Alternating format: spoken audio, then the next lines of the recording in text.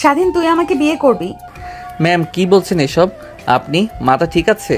আমি তাও আবার আপনাকে বিয়ে করব? কেন, আমি কি দেখতে অনেক বাজে নাকি? না ম্যাম, তা হবে কেন? আপনি যেইখান দিয়ে হেঁটে যান আশেপাশের সব ছেলেরা আপনার দিকে তাকিয়ে থাকে।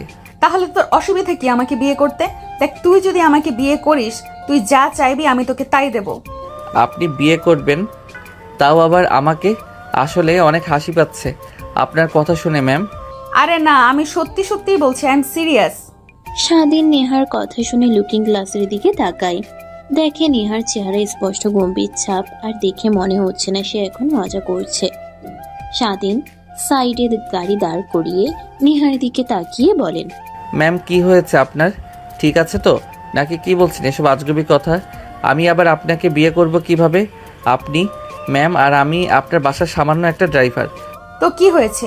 তুই কি মানুষ না নাকি? নিজেকে মানুষ মনে করিস না? তা হবে কেন ম্যাম?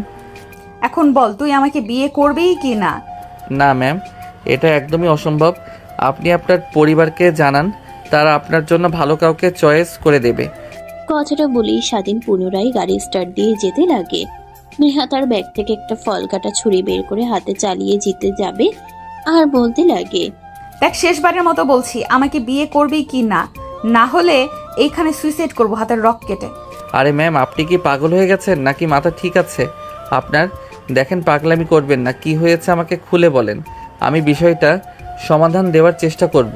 আমার কিছুই হয়নি, তোকে আমাকে বিয়ে করতে হবে, তাও আবার এক্ষুনি। আচ্ছা ঠিক আছে, আপনাকে বিয়ে করব। আগে ফল কাটার ছুরিটা আমার কাছে দিন।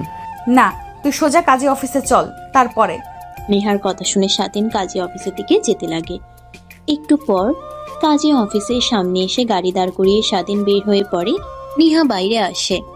এখন তো অন্তত ছুরিটা আমার কাছে দিন, না হলে যে কোনো সময় চালিয়ে দিতে পারেন। আপনাকে দেখে বিশ্বাস নেই ম্যাম। না, আমাকে আগে বিয়ে করবে, তারপর তোকে ছুরি দেব, এর আগে নয়। নেহার কথা শুনে স্বাধীনের কান্না আসার উপক্রম। আমতা আমতা করে মনে মনে বলতে লাগে, শালারে কোন ঝামেলায় পড়লাম। ইনি এত বড় একটা বিজনেসম্যানের মেয়ে হয়ে আমাকে করবে নাকি বিয়ে? নির্ঘাত কিছু একটা হয়েছে, তার জন্যই এরকম করছে সে। আর কি হয়েছে? স্যারের সঙ্গেও তো কিছু হয়নি। বাসা থেকে তো ভালোভাবেই বের হয়ে আসলো, কলেজ থেকে বের হয়েই পাগলামি করছে। দেখভাল কিছুই মাথার মধ্যে ঢুকছে না। কি করবে এখন? ইনাকে বিয়ে করলে নির্ঘাত নিজের জীবনের মায়া ত্যাগ করতে হবে। আরে কি হলো তোর? ডাকছি, কানে যাচ্ছে না? এইদিকে আয়। নেহার কথা শুনে স্বাধীনের ধ্যান ভেঙে যায়। নেহার পিছু পিছু কাজী অফিসের মধ্যে যেতে লাগে। কাজী অফিসের ভিতরে গিয়ে দেখে কেউ নেই। নেহা চেয়ারে বসে পড়ে। আরে নেহা মামুনি, তুমি এখানে? কিছু কি হয়েছে? আমাকে ফোন করলেই তো আমি বাসায় চলে যেতাম। না আঙ্কেল, কিছুই হয়নি, বিয়ে করব তার জন্য এসেছি। কি বলো মা, তোমার বিয়ে ঠিক হয়েছে আর আমাকে এখনো তোমার বাবা জানালো না? দেখছো তোমার বাবা কতটা স্বার্থপর হয়ে গেছে। না আঙ্কেল, বাবারা কেউ জানে না, আমি নিজের ইচ্ছাতেই বিয়ে করছি। আপনি বিয়ের কার্যক্রম শুরু করুন। কি হয়েছে মা, তোমার আবার কি? ইমরান তোমাকে বকেছে? চলো বাসায় ওকে খুব করে আমি বকে দিয়ে আসবো। সাদিতকে ইশারা করলে স্বাধীনও চেয়ারে বসে পড়ে। কাজী সাহেব উঠে কথাটা বলতে লাগে নেহার কাছে আসতে হাতে চুড়ি দেখে অবাক হয়ে যায়। নেহা চুড়ি দিকে ইশারা করে বলতে লাগে, আঙ্কেল, ভালোই ভালোই বলছি, বিয়ে পড়িয়ে দিন আমাদের দুইজনকে, না হলে আমি হাতে ছুরি চালিয়ে দেব। আরে মা, কি বলে এসব? ছুরিটা হাত থেকে ফেলে দাও।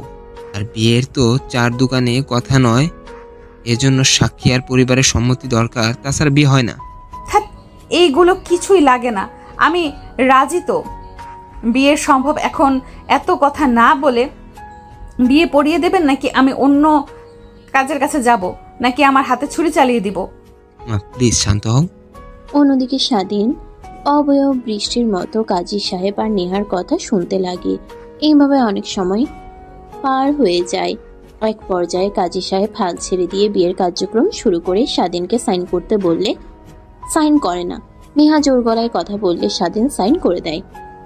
নেহা সাইন করে দেয়, হাত থেকে চাকুটা ফেলে দিয়ে চেয়ার থেকে উঠে রুম থেকে বের হয়ে আসে। অন্যদিকে স্বাধীন আর কাজী সাহেব দুজনেই অবাক হয়ে যায়। আরে বাবা, তুমি কে? আর নেহা মামুনির কি হয়েছে? হঠাৎ এরকম ব্যবহার করলো? স্যার, আমি ওনাদের বাসার নতুন ড্রাইভার, আর আমিও কিছু বুঝতে পারছি না। কলেজে গিয়েছিল ম্যাম, আর আমি বাইরে অপেক্ষা করছিলাম। হঠাৎ গাড়িতে উঠে আমাকে এসব কথা বলছে, না বললে হাতে চাকু ধরে জোর করে এখানে নিয়ে এসেছে। ও আচ্ছা। কিরে, এখনো এখানে বসে আছিস? বাসায় যাব, তাড়াতাড়ি আয়। কথা শুনে স্বাধীন দৌড়ে চেয়ার থেকে উঠে দৌড়ে গাড়ির কাছে এসে গেট খুলে দিলেই নেহা ভিতরে প্রবেশ করে।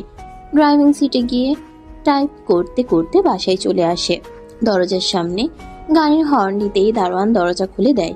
ভেতরে আলিশান বাসার ভিতরে গাড়ি দিয়ে যায়। স্বাধীন নেহা নামতেই স্বাধীন গাড়ি নিয়ে পার্কিং লটে রেখে দেয়। অন্যদিকে নেহা মেইন দরজা অতিক্রম করে তার রুমের দিকে যাচ্ছিল। ঠিক তখনই নেহার সামনে তার বাবা এসে ঠাস ঠাস করে থাপ্পড় দিয়ে বলতে লাগে, আদর দিয়ে তোকে মাথায় তুলেছে, আজ কিনা সামান্য একটা ড্রাইভারকে তুই বিয়ে করলে, আর কুত্তার বাচ্চার কত বড় সাহস আমার বাড়ির মেয়ের দিকে নজর দিয়েছে। আজ ওরা একদিন কি আমার একদিন। এই তোরা তাকিয়ে কি দেখছিস? ওই জানোয়ার বাচ্চাটাকে এখানে ধরে নিয়ে আয়। নেহা তার বাবার কাছ থেকে থাপ্পড় খেয়ে নিচের দিকে তাকিয়ে কান্না করতে লাগে। একটু পর কিছু সংখ্যক লোক স্বাধীনকে টেনে ইচ্ছে নেহা তার বাবার কাছ থেকে থাপ্পড় খেয়ে নিচের দিকে তাকিয়ে কান্না করতে লাগে। একটু পর কিছু সংখ্যক লোক স্বাধীনকে টেনে হিসড়ে ভিতরে নিয়ে আসে। মারতে মারতে পুরো শরীর দিয়ে রক্ত বের হচ্ছে। নেহার সেদিকে কিঞ্চিত পরিমাণও ভ্রুক্ষেপ নেই। তখনই স্বাধীন কান্না করতে করতে বলতে লাগে, স্যার বিশ্বাস করেন, আমার এখানে কোনো দোষ নেই। নেহা ম্যাম আমাকে জোর করে বিয়ে করেছে। তোকে জোর করেছে আর তুই ঢ্যাং ঢ্যাং করে বিয়ে করে ফেললি? তুই ভাবতে পারিসনি এর পরিণাম কি হতে পারে? এখন বোঝ কেমন লাগে ফকিরের বাচ্চা হয়ে বড় দালানে থাকার স্বপ্ন, তো তাই না? স্বপ্ন ঘুচিয়ে দিচ্ছি। কথাটা বলে নেহার বাবা প্যান্ট থেকে বেল্ট খুলে স্বাধীনকে পিটাতে লাগে। প্রত্যেকটা বাড়িতে স্বাধীন চিৎকার দিয়ে ওঠে। পুরো বাড়ি কম্পন হতে লাগে। সবাই তাকিয়ে তাকিয়ে দেখছে, কারণ সবাই জানে নেহার বাবার রাগ সম্পর্কে। স্বাধীন কান্না করতে করতে বারবার চিৎকার করতে লাগে, ম্যাম প্লিজ স্যারকে কিছু বলেন না। দেখেন এভাবে আমাকে মারছে। আমার পরিবারে আমি ছাড়া কেউ নাই। আমার মা বাবা বোন ওরা না খেতে পেয়ে মারা যাবে। প্লিজ স্যার কিছু বলেন না। আপনি তো আমাকে জোর করে বিয়ে করেছেন, আমার তো এখানে কোনো সম্মতি ছিল না। এই তোরা তাকিয়ে কি দেখছিস? যা নেহাকে নিয়ে রুমে যা, আর আমি একে সাহায্য করছি। নেহার বাবার ধমক শুনে নেহার মা আর চাচি নেহাকে নিয়ে তার রুমে চলে যায়। নেহার বাবা আবার স্বাধীনকে মারতে লাগে। মারতে মারতে গা দিয়ে রক্ত বের হয়ে ফ্লোর লাল হয়ে যায়। এক পর্যায়ে স্বাধীন নিজেকে আর সামলাতে না পেরে অজ্ঞান হয়ে যায়। ঠিক তখনই ভিতরে কাজী সাহেবের আগমন হয়। দৌড়ে নেহার বাবার কাছে এসে হাত থেকে বেল্ট কেড়ে নিয়ে বলতে লাগে, তুই অমানুষ, কিন্তু এত বড় অমানুষ এটা আমি ভাবতেও পারিনি। তোকে আমার বন্ধুর পরিচয় দিতেও ঘেন্না হচ্ছে। এইভাবে একটা ছেলেকে তুই কিভাবে মারতে পারলি? তোর মনে কি একটু দয়া মায়া নাই? এই ছোট লোকের বাচ্চার এত বড় সাহস কি করে হয় আমার মেয়ের দিকে নজর দেয়? আমার মেয়েকে বিয়ে করেছে, ওর এত বড় সাহস। ও জানে না ব্রাহ্মণ হয়ে চাঁদের দিকে হাত বাড়িয়েছে। এর পরিণাম তো এরকম হবেই। দেখ, আমি সম্পূর্ণ কথা বললে নেই, কারণ চেয়েছিলাম তোর বাসায় এসে সবকিছু তোকে বুঝিয়ে বলতে। ছেলেটার কোনো দোষ নেই। নেহা মামুন নিজেকে জোর করে বিয়ে করেছে। ছেলেটা অনবরত না করছিল, আর আমি দেখেছি অনেক ভীতু হয়েছিল, কিন্তু নেহা মামুনির জোরাজুরিতে ছেলেটা রাজি হয়ে যায়। তোর মেয়ে হাতের ছুরি চালানোর ব্ল্যাকমেল করে আমাকে বিয়ে পড়াতে বাধ্য করেছে। ছেলেটাকেও ঠিক এইভাবে রাজি করেছে। আরে তুই জানিস না এই ছোট লোকের বাচ্চাদের এইসব অভিনয়। আসলে আমার মেয়েকে বুঝিয়ে ফাজিয়ে বিয়ে করেছে, এটা আমি বুঝতে পারছি।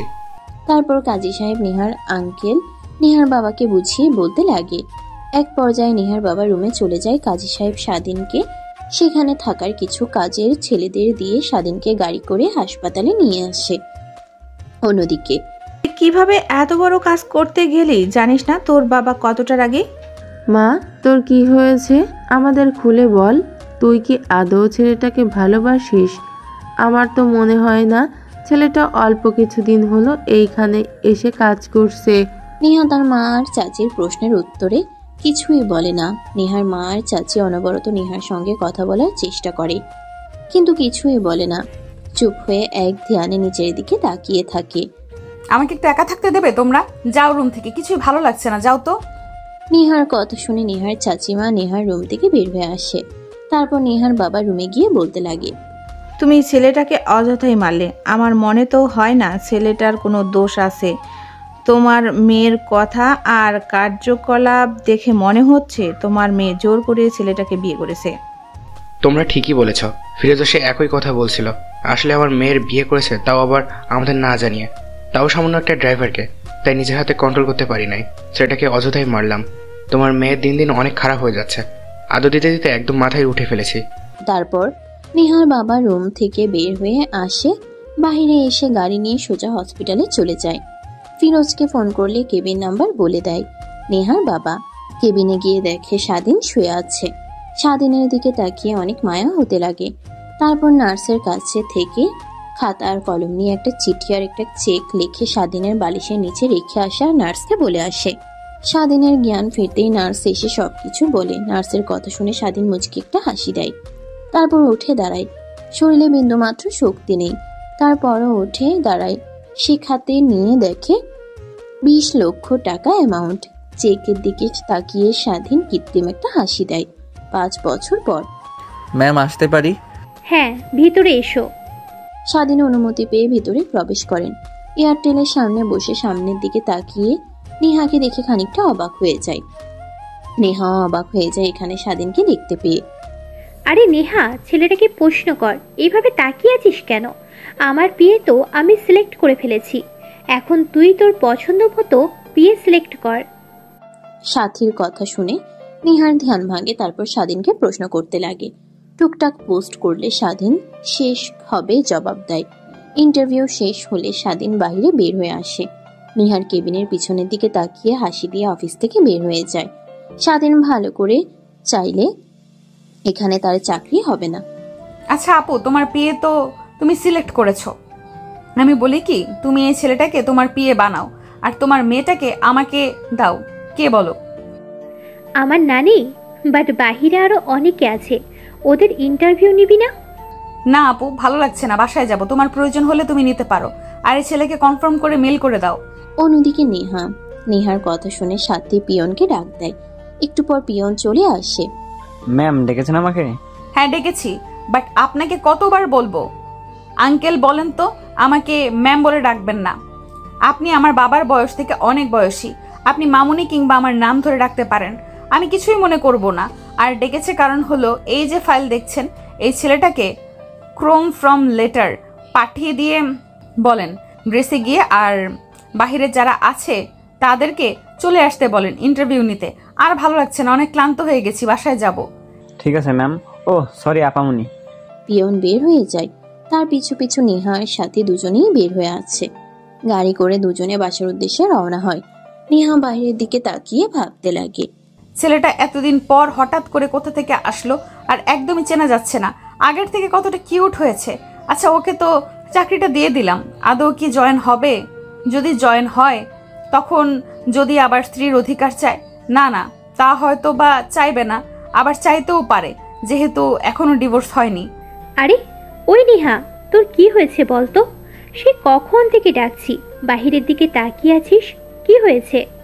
কই আপু, কিছুই হয়নি, আসলে ভালো লাগছে না, শরীর অনেক ক্লান্ত লাগছে, তাই হয়তো বা। ঢং করতে হবে না, আমি কিন্তু সবই বুঝতে পারছি। ওই ছেলেটা যখন ইন্টারভিউ দিতে আসে তারপর থেকে তুই কেমন জানি হয়ে গেছিস। তুই কি ছেলেটাকে চিনিস নাকি? সাথীর কথা শুনে নেহা ভ্যাবাচিকা খেয়ে যায়। বেসম খেয়ে উঠে তড়িঘড়ি করে সাথী তার ব্যাগ থেকে পানির বোতল বের করে নেহার দিকে এগিয়ে দেয়। নেহা ঢক ঢক করে পানি খেতে লাগে। পানি খাওয়া শেষ হলে বলতে লাগে, আরে না আপু, তুমিও না কি যে বলো এসব। আমার আবার কি হবে? আসলে এমনিতেই ভালো লাগছে না। আর আমি ছেলেটাকে তো চিনি না, কিন্তু ছেলেটার কথা শুনে মনে হলো অনেক ভালো আর যোগ্য, তাই তোমার পিএ বানালাম। আর তোমার পিএ আমাকে পছন্দ হয়েছে, কি কিউট একটা মেয়ে। হ্যাঁ আমারটাও, কিন্তু অনেক হ্যান্ডসাম আছে, চাইলে রাতের পর রাত কাটিয়ে দিতে পারবো একসঙ্গে। আপু কি বলছে এসব আবল তাবল কথা? বাসায় গিয়ে চাকরিতে বলবো নাকি? আরে কই কি বলছি, বললাম যে আমার পেয়েটা অনেক কিউট আছে কিন্তু। নেহা স্পষ্ট শুনতে পাই সাথীর কথা। নেহার অনেক রাগ হতে লাগে, কিন্তু কি করবে, যদি সাথীকে সত্যি সত্যি বলে তাহলে সবার কাছে গিয়ে বলে দেবে, তখন আবার বাবা রেগে ছেলেটাকে মারতে পারে। এসবে ভাবতে লাগে। একটু পর বাসায় চলে আসে। নেহা গাড়ি থেকে বের হয়ে সোজা রুমে গিয়ে দরজা আটকিয়ে দেয়। তারপর ফোনে থাকা পিকটা বের করে দেখতে লাগে আর বলতে লাগে, অনেক খুঁজেছি তোকে পিচ্ছি, এইবার পেয়েছি। আর তোর সঙ্গে এইভাবে দেখা হবে ভাবতেও পারিনি। আগের থেকে কতটা কিউট হয়েছিস। আমার বজ্জাত বোন তোর দিকে নজর দিয়েছে, আল্লাহ জানে ও কি করবে। বিদেশ থেকে এসেছে, ওর নজর তো শুধু উল্টাপাল্টা কিছু করার। আর আমারই ভুল হয়েছে, আমি কেন তোকে আমার পার্সোনাল বিয়ে না করে ওর বিয়ে করলাম। কথাগুলো ভেবে নেহা তার চুলগুলো খামচে দিয়ে ধরতে লাগে। জোরে ধরলেই আপলে কথাগুলো ভেবে নেহা তার চুলগুলো খামচে দিয়ে ধরতে লাগে। জোরে ধরলেই বলে চিৎকার দিয়ে ওঠে।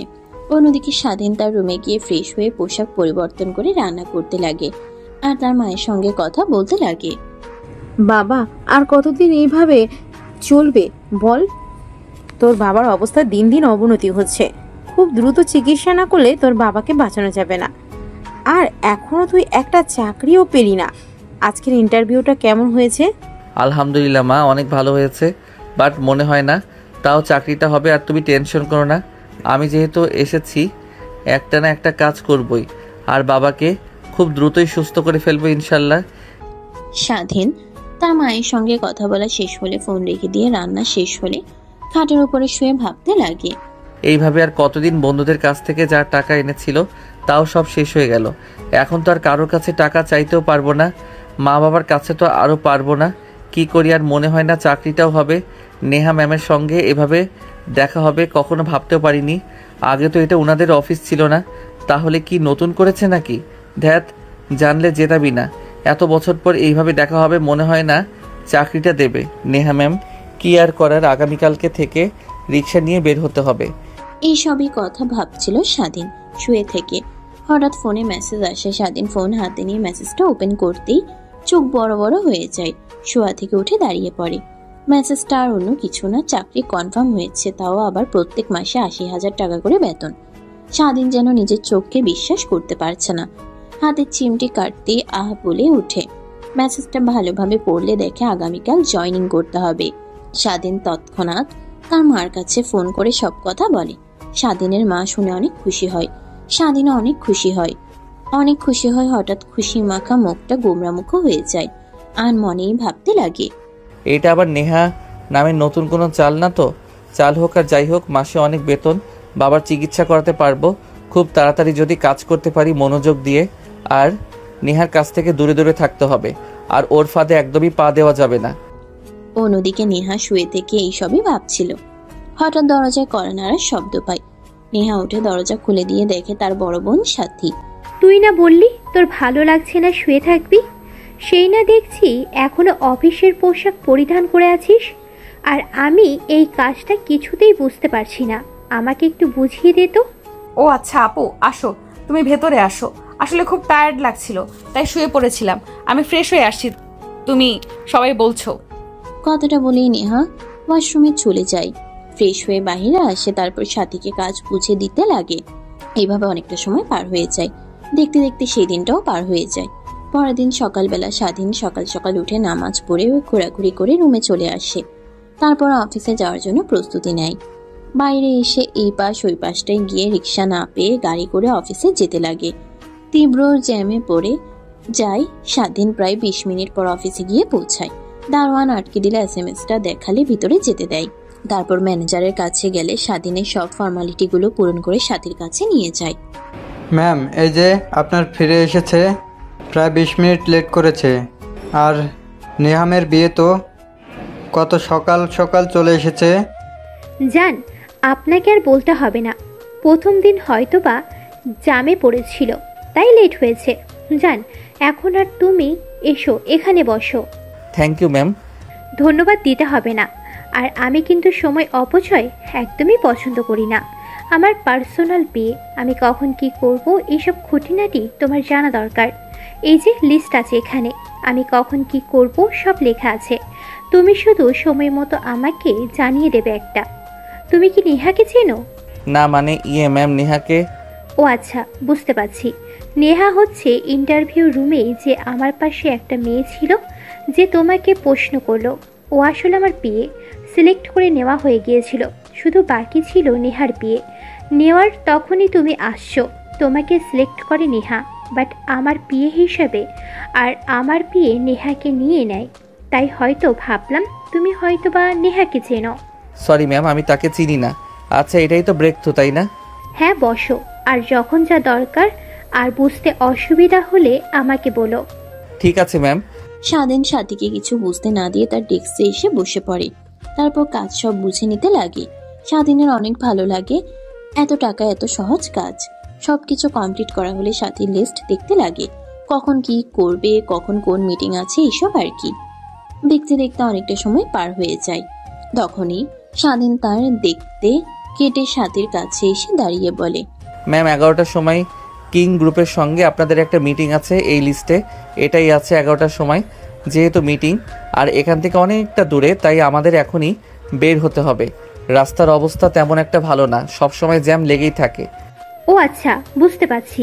তুমি একটা কাজ করো, পাশের কেবিনটাতে নেহা বসে আছে, ওর কাছে গিয়ে বলো রেডি হতে। ঠিক আছে ম্যাম।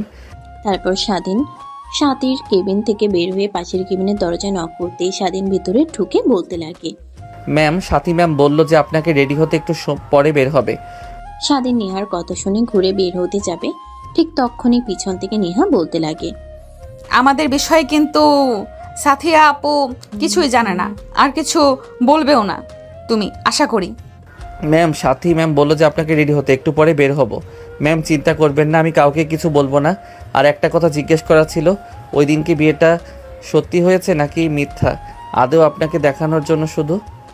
না, সত্যি হয়েছে। আমি কাজী আঙ্কেলকে বলেছিলাম, সে বলেছে সত্যি হয়েছে, ডিভোর্স নেব। তোমাকে খুঁজে পাইনি, তাই না হয়ে ওঠেনি। আচ্ছা ম্যাম সমস্যা নেই, একদিন সময় করে আমাকে বলবেন, আমি ডিভোর্স দিয়ে দিব।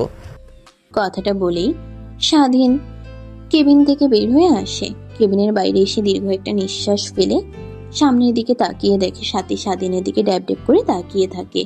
কি ব্যাপার, কি হয়েছে তোমার? আর তোমাকে বললাম নেহাকে রেডি হতে, আর এত সময় লাগে?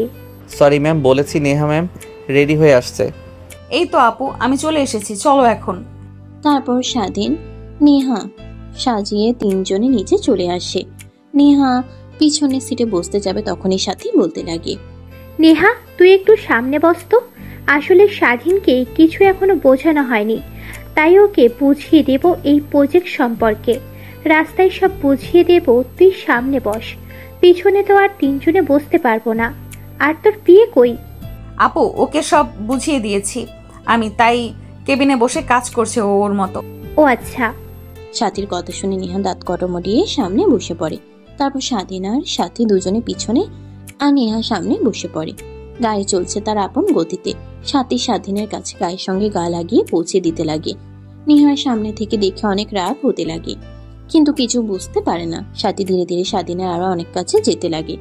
নেহা দেখে নিজের রাগকে আর কন্ট্রোল করতে না পেরে নেহা এক চিৎকার দিয়ে বলে, আপু গাড়ির মধ্যে এগুলো কি শুরু করেছো?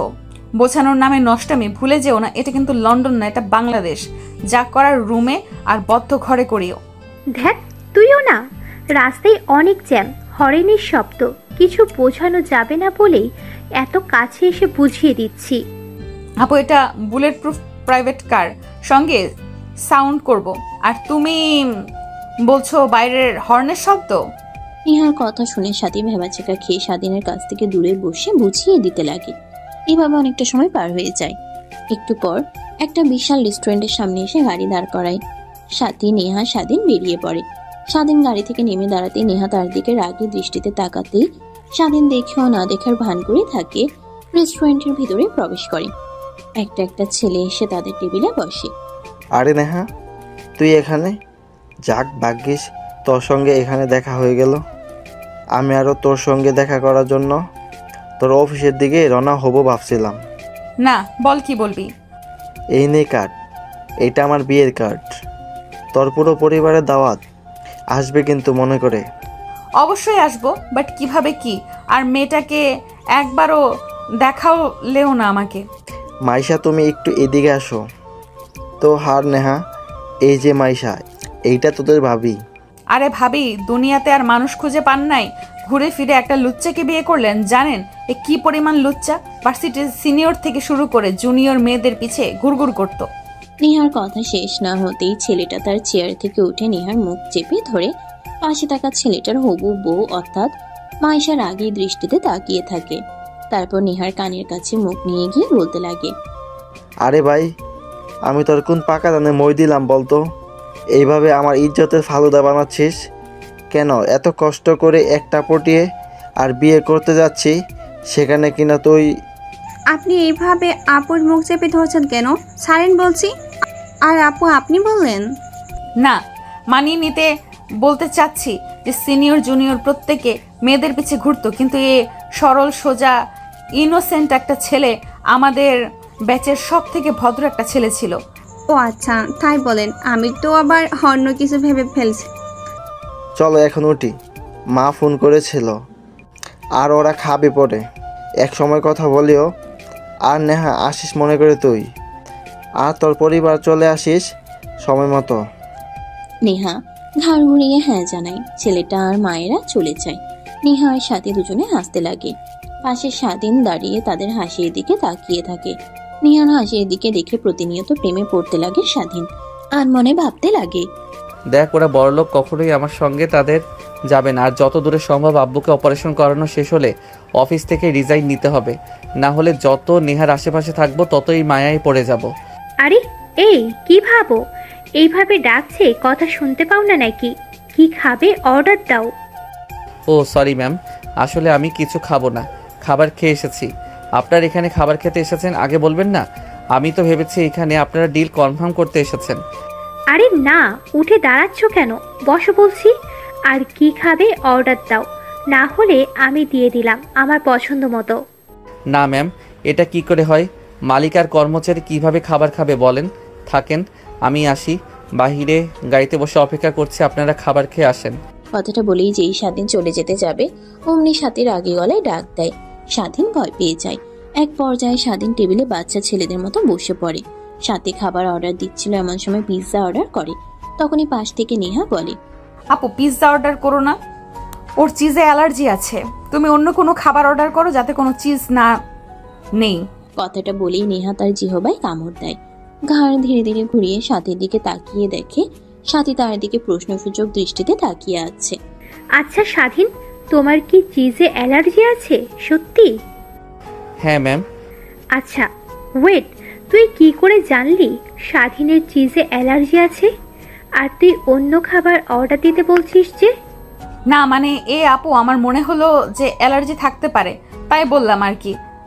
আমার একটা বন্ধু ছিল এর মতো, ও পিৎজা খেতে পারতো না, তাই আর কি বললাম। ও আচ্ছা, আজকাল মানুষের ফেস দেখলেও বলে দিতে পারিস যে কার অ্যালার্জি আছে আর কার নেই? নেহা সেদিকে আর কোনো ভ্রুক্ষেপ দেখায় না। সাথে খাবার অর্ডার করতেই ওয়েটার এসে খাবার দেয়। খাবার খেয়ে তিনজন বের হয়ে পড়ে। গাড়ি একটা সুন্দর অফিসে চলে আসে। গাড়ি থেকে নেমে সাথে আগে আগে নেহা পিছে, তার পিছে স্বাধীন। তিনজনে আসতে লাগে। একটু পর একটা কনফারেন্স রুমে গিয়ে পৌঁছায়। দেখে সেখানে আগে থেকেই সবাই উপস্থিত আছে। মানে সরি, আসতে একটু লেট হয়ে গেল, আসলে রাস্তাতে অনেক জ্যাম ছিল। আচ্ছা সমস্যা নেই, আপনারা আপনাদের প্রজেক্ট আমাদের দেখান। লোকটার কথা শুনে সাথী তার ফাইল থেকে পেন ড্রাইভ খুঁজতে লাগে, কিন্তু পেন ড্রাইভ খুঁজে পায় না। সাথী অবাক হয়ে যায়, যেন নিজের মাথার চুল এখন ছিঁড়তে ইচ্ছে করছে। কোটি টাকা ডিল যদি কোনোভাবে না পায় তারা অনেক লোকসান হবে। কি ব্যাপার ম্যাম, কিছু কি হয়েছে? না কিছু হয়নি, 1 মিনিট আমাকে সময় দিন। না আপু, কি করছো? এত কষ্ট করে এনাদের সঙ্গে আমরা ডিল করতে এসেছি, আর কত কষ্ট হয়েছে জানো এনাদের ম্যানেজ করতে, আর তুমি কিনা এভাবে সময় অপচয় করছো। আরে পেন ড্রাইভটা তো খুঁজে পাচ্ছি না, যেখানে পুরো বিষয়টা ভয়েস সহ ভিডিও হলগ্রাম ছিল। কি বলছো তুমি? তুমি দেখে সেই সব আনবে না? এখন কি হবে বলো? এনারা তো রেগে যাবে যদি বলেই আমাদের ভিডিও হলো গ্রামটা আনি নাই। আর তো ফেল দেখিয়ে না দিয়ে বোঝানো একদমই অসম্ভব এই আধুনিক যুগে এসেও। নেহার সাথে দুজন দুজনের কানে ফুসফুস করতে লাগে। স্বাধীন বিষয়টা বুঝতে পেরে তাদের দুজনের কাছে চলে যায়। ম্যাম, আপনাদের দুজনকে দেখে মনে হচ্ছে অনেক চিন্তিত হয়ে আছেন। চাইলে আমাকে বলতে পারেন, আমি যতটুকু সম্ভব সাহায্য করতে পারবো। ছোট লোকের বাচ্চা, তুই কিভাবে পারবি সমস্যার সমাধান? তাহলে শোন, সাহায্য করবি। ফাইলটা হলো গ্রাম ভিডিও করে নিয়ে এসেছিস পেন ড্রাইভে, সেই ভিডিওটাই খুঁজে পাচ্ছে না। পুরো কনফারেন্স রুমটাই স্তব্ধ হয়ে যায়। সবাই নেহার দিকে ড্যাব ড্যাব করে তাকিয়ে আছে। স্বাধীন বিষয়টা স্বাভাবিক করার জন্য বলল, ও সরি ম্যাম। আর আপনারা? এইদিকে প্লিজ একটু মনোযোগ দেন। নেহা আর সাথী ম্যামের অনেক মাথা ব্যথা করছে, তাই আমি যতটুকু সম্ভব আপনাদের বোঝানোর চেষ্টা করছি। দেখ, রাগ উঠাস না, এমনিতেই কিন্তু নিজেকে কন্ট্রোল করতে পারছি না। থাপ্পড় মেরেছি, এখন উল্টাপাল্টা কিছু করে ফেলবো তোর সঙ্গে। চুপচাপ কেবিন থেকে বের হয়ে আয়, আর আমাদের দিকে দেখছি কি করা যায়। ম্যাম প্লিজ আমাকে একটাবার সুযোগ দেন। আমি ফাইলটা দেখেছি, আমার সব মনে না থাকলেও কিছু কিছু ইম্পর্টেন্ট অংশ মনে আছে। আমি সেই সব বিষয়ে তাদের বোঝাতে পারবো। ফকিনের বাচ্চা, তোকে বলেছি না এখান থেকে যা, তারপরও মাথা খাটাচ্ছিস। যা এখান থেকে।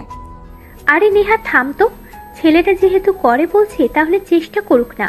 আর তাদের যদি বলি আমরা হলগ্রাম আনতে ভুলে গেছি, তাহলে ওনারা এমনিতেই আমাদের ডিলে সাইন করবে না। এর থেকে স্বাধীন যদি পারি তো চেষ্টা করে দেখুক না। তোমার নেহার কথা শুনতে হবে না, তুমি যতটুকু সম্ভব ম্যানেজ করো দেখি। নেহার কথা শুনে স্বাধীন উৎসাহ পায়। টেবিলের উপরে থাকা মাইক্রোফোনটা তার কলারে লাগিয়ে নেয়। টেবিলের উপরে থাকা মার্কার আর মোশনি নিয়ে দাঁড়ায়, তারপর বলতে লাগে, স্যার প্লিজ কিছু মনে করবেন না। এই আধুনিক যুগে এসেও আপনাদের হলোগ্রাম না দেখিয়ে বোর্ডে দেখাচ্ছি, কারণ হলো গ্রামে আপনারা যতটুকু বুঝতে না পারবেন, বোর্ডে আপনাদের ততটুকু ভালোভাবে বুঝিয়ে দিতে পারবো। স্বাধীনের কথা শুনে সবাই চোখ বাঁকিয়ে তাকায়। নেহা দেখে হাল ছেড়ে দিয়ে মাথা চেপে ধরে বসে থাকে। তারপর স্বাধীন এক এক করে প্রত্যেকটা বিষয় বুঝিয়ে দিতে লাগে। নেহার সাথে দুজনেই অবাক হয়ে যায়। কনফারেন্স রুমে সবার দিকে তাকিয়ে দেখে প্রত্যেকের চোখে উচ্ছ্বাসের ছায়া। স্যার এখানে আরও বোঝার বিষয় হলো, আমরা জাপান থেকে কাপড় নিয়ে আসি। এখানে অনেক ভালো ভালো ডিজাইন অভিজ্ঞ ডিজাইনিস দ্বারা পোশাক নির্মাণ করে, আর প্রত্যেকটা ট্রেন্ডিংয়ের। তাই আমরা আপনাকে শিওর দিতে পারি যে আপনারা যদি আমাদের কাছ থেকে প্রোডাক্ট কিনেন তাহলে কখনোই ঠকবেন না। তাদের মধ্যে এই যে ডিজাইনটা দেখছেন, আমি তো হাতে বানিয়েছি, এর থেকেও আরও অনেক সুন্দর এই ডিজাইনটা অনেকেই পছন্দ করবে। 100 দিনের মধ্যে 99 জনই পছন্দ করেছে আমাদের এই ডিজাইনটা। তাই আমরা বলতে পারি আপনাদের কখনোই লস হবে না আমাদের সঙ্গে ডিল করলে। হ্যাঁ বুঝতে পারছি, আর তুমি অনেক ভালোভাবে উপস্থাপন করেছো মিস সাথী। আপনাদের কোম্পানির সঙ্গে আমরা ডিল করতে অনেক আগ্রহী। ফর্মালিটিগুলো দিন, আমরা সই করে দেখছি। ধন্যবাদ স্যার, এই যে এখানে সাইন করুন। তারপরে এক এক করে সবাই সাইন করে দেয়। যাওয়ার সময় সবাই স্বাধীনের কাছে এসে প্রজেক্টটা ভালোভাবেই বুঝিয়েছে, তার জন্য অনেক উৎসাহ আর অনুপ্রেরণা দিতে লাগে। এইভাবে প্রত্যেকে বের হয়ে যায়। নেহা স্বাধীনের দিকে এক নাগারে তাকিয়ে আছে। সাথে ফাইলগুলোতে সাইন করা শেষ হলে বলতে লাগে, ইয়াহু, শেষমেশ শেখ ইন্ডাস্ট্রির সঙ্গে আমাদের ডিলের চুক্তিটা হয়ে গেল। এই দিনটার জন্য আমি 1 বছর ধরে অপেক্ষা করেছিলাম। আশা পূর্ণ হলো। তাও হতো না যদি স্বাধীন না থাকতো। তুমি ছেলেটাকে শুধু শুধু এতগুলো লোকের সামনে থাপ্পড় মারলি। থাপ্পড় মারবো না তো কি করব? ওর এত বড় সাহস, ও আমার কাছে এসে আমার কাঁধে হাত রেখে কথা বলে কে? ও হয়তো ভুলে গেছে সামান্য চাকর। নেহা, তোর কি হয়েছে? শরীর ঠিক আছে? তুই তো এমন না, সবাইকে না শ্রদ্ধা করিস। ছেলেটা হয়তো ভুল করেছে, তাই বলে সবার সামনে এইভাবে ওকে থাপ্পড় মারবি? তোর ঠিক হয়নি। আজ যদি এই ছেলেটা না থাকতো তাহলে আমাদের এই কোটি কোটি টাকার ডিলটা কখনো হতে পারতো না, আর আমাদের স্বপ্ন স্বপ্নই থেকে যেত। না ম্যাম, সমস্যা নেই, আমি কিছুই মনে করিনি। বাদ দেন এসব বিষয়। আর যে কারোরই রাগ হয়ে যেতে পারে, আমারই উচিত হয়নি ম্যামের এত টাকা সে গিয়ে কাঁধে হাত রেখে কথাটা বলার। আর ম্যাম, আই এম সরি, আমাকে ক্ষমা করে দিবেন। কথাটা বলেই কনফারেন্স রুম থেকে স্বাধীন বাইরে বের হয়ে নিজের রাস্তার দিকে তাকিয়ে থাকে। ঠিক তখনই একটা মধ্যবয়স্ক লোক এসে স্বাধীনের পাশে দাঁড়ায়। হাত বাড়িয়ে দিয়ে স্বাধীনকে বলতে লাগে, আমি সাপি ইন্ডাস্ট্রির মালিক। আমাদের ইন্ডাস্ট্রি বাংলাদেশে টপ 9 রয়েছে। জানো, আজ পর্যন্ত আমি কাউকে এইভাবে চাকরির জন্য অফার করিনি। আজ তোমাকে কনফারেন্স রুমে তোমার মেধা আর বোঝানোর স্টাইল দেখে আমরা সবাই শিহরিত হয়ে গেছি। এই আধুনিক যুগে এসেও কেউ এইভাবে বোর্ডে বোঝাতে পারে তা একদমই দুর্লভ। আমি বলি কি, তুমি আমার কোম্পানিতে জয়েন করো, তোমাকে আমি অনেক টাকা মাইনে দিব। তুমি যত সুযোগ সুবিধা চাও সবই তোমাকে দেওয়া হবে, বিনিময়ে আমার সঙ্গে কাজ করবে তুমি। এই নো অ্যাপয়েন্টমেন্ট লেটার, আর এখানে সবকিছু লেখা আছে। প্রথম তোমাকে 1 লাখ প্লাস অ্যামাউন্ট দিব, পরবর্তীতে আরো বাড়বে। অনেক অনেক ধন্যবাদ স্যার আমাকে এত বড় একটা চাকরির অফার করার জন্য, কিন্তু আই এম সরি, আমি আপনার অফারটা রাখতে পারছি না। কি বলছো তুমি? বুঝে শুনে বলছো তো? জানো, আমার অফিসে তুমি যদি যোগ দিতে পারো তোমার পুরো লাইফটা সেটেল হয়ে যাবে। যেখানে সামান্য পোস্টে চাকরির জন্য মানুষ স্বপ্ন দেখে, সেখানে আমি তোমাকে আমার পোস্টে ম্যানেজার বানাবো। হয়তো অনেকে স্বপ্ন দেখে, বাট আমি না। আমি গ্রামের ছেলে, অল্পতেই সন্তুষ্ট থাকা শিখিয়েছে আমাকে আমার মা বাবা। স্বাধীনের কথা শুনে লোকটা রেগে সেখান থেকে চলে যায়। পিছন থেকে সাথী হাতে তালি দিতে লাগে। স্বাধীন পেছন ফিরে তাকিয়ে সাথীকে দেখতে পেয়ে অবাক হয়ে যায়। এতদিন শুনেছি নিজের পায়ে নিজে কুড়াল দেয়, কিন্তু আজ তার প্রমাণ পেলাম। তুমি কি জানো যার সঙ্গে কথা বলছো সে কে? সাফি কোম্পানির মালিকের চেয়ারম্যান, যে কোম্পানি কিনা বাংলাদেশের টপ 9 রয়েছে। সেই কোম্পানির ম্যানেজারের জন্য তোমাকে পছন্দ করেছিল, নিজে তোমাকে চাকরির জন্য অফার করেছে, আর তুমি সেখানে কিনা রিজেক্ট করে দিয়েছো। ম্যাম, হয়তোবা আপনি আমাকে বোকা ভাবছেন, বাট আমি চাইলে সেইখানে যেতে পারতাম। আমি যাইনি কেন জানেন? কারণ আমি দেখেছি সে যখন অফিসের ভিতরে ঢুকছিল তখন একটা বৃদ্ধ লোক তার কাছে কিছু টাকা চায়। সেই লোকটাকে পা দিয়ে লাথি দিয়ে চলে আসে। তার কোম্পানি কোটি কোটি টাকার হলে কি হবে, তার মধ্যে মনুষ্যত্ব নেই। আসলে আমি যতই তোমাকে দেখছি ততই অবাক হচ্ছি। তোমার মাঝে কিছু তো একটা লুকিয়ে আছে। I am impressed. হয়েছে আপু, তোমাকে আর মাথায় তুলতে হবে না। এমনি এমনি ওকে চাকরি অফার করেছিল। আদৌ দেখতে গিয়ে ওকে গেট দারোয়ান বানাতো, ম্যানেজার তো দূরে থাক। কথাটা বলে নেহা সেখান থেকে চলে আসে। স্বাধীন মুচকি একটা হাসি দেয়। সাথে স্বাধীনের হাত ধরার চেষ্টা করে, স্বাধীন দূরে সরিয়ে দেয়। দুজনে হাঁটতে লাগে আর সাথে স্বাধীনের সঙ্গে কথা বলতে লাগে। দুজনে নিচে গাড়ির কাছে এসে দেখে নেহা আগে থেকে পিছনের সিটে বসে আছে। স্বাধীন সেটা দেখে সামনের সিটে বসে পড়ে। সাথে কিছু বলতে গিয়েও বলে না। একটু পর ড্রাইভার গাড়ি স্টার্ট দিয়ে অফিসের দিকে যেতে লাগে। নেহা ফোনের দিকে নজর দেয়। ফোন থেকে সরিয়ে তার বোনের দিকে তাকাতেই দেখে এক ধ্যানে স্বাধীনের দিকে তাকিয়ে আছে। নেহার এটা দেখে অনেক রাগ হতে লাগে, কিন্তু নিজের রাগকে দমিয়ে সাথীর কাঁধে হাত রেখে নাড়া দিয়ে বলে, আপু কি হয়েছে তোমার? এইভাবে ছোট লোকটার দিকে তাকিয়ে আছো কেন? আরে চুপ, ও শুনে ফেলবে। তাই বলে তুমি আমার মুখ চেপে ধরবে? তোমার মতো একদমই কিন্তু আমার ভালো লাগছে না। দেখ, তোকে কিছুই বুঝতে হবে না। ছোট মানুষ ছোট মানুষের মতো থাক। অন্যদিকে স্বাধীন বসে পিছনে কি হচ্ছে সব শুনতে পাই। লুকিং গ্লাসে তাকিয়ে দেখতেও পাই, দেখে মুচকি মুচকি হাসতে লাগে। আরাম মনে স্বাধীন ভাবতে লাগে, আমাকে থাপ্পড় দেয়া, তাই না? এর স্বাদ আমি হাড়ে হাড়ে বুঝিয়ে দেব তোমাকে। আমার বউ, তোমার সামনে তোমার বোনের সঙ্গে ফ্লার্টিং করব, দেখি কতদিন নিজেকে সামলে রাখো। এই অল্পতে এইভাবে রেগে গেলে হবে?